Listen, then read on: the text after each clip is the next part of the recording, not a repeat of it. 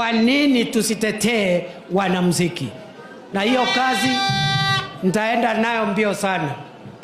Hao jamaa wanaongea hapo hawanijui. Hii kazi ya deputy president nitaipeleka mbio kama gari ya miraa my friend. Ya miraa my friend. Ndogo.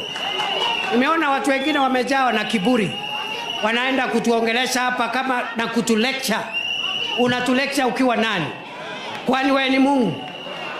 Una lecture kila mtu, una lecture mwanamuziki, una lecture mwanasiasa, una lecture kila mtu. Kwani wewe ni Mungu? Wewe tu, mimi nasema hivi. Ukitaka tuheshimiane, heshima ni mara mbili. Utuheshimu, tukuheshimu. Usipotuheshimu my friend, tutakanyang'ana na wewe my friend.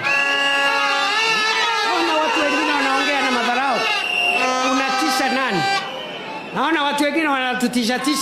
Mimi ukiniangalia hivi ni mtu ya kutishwa na watu? Tuheshimiane bwana. Tuheshimiane. Na wanamuziki walikuja 50, mimi naita wanamuziki 500 wakuje pale Karen. Tujua utafanya nini. Ati unasema umeamrisha wananchi wasisikize nyimbo. Unaamrisha kama nani? Unaamurisha kama nani? Tuheshimiane my friend. Mimi ni mtu ya heshima, lakini my friend, if you come within shooting range, we will deal with you. Na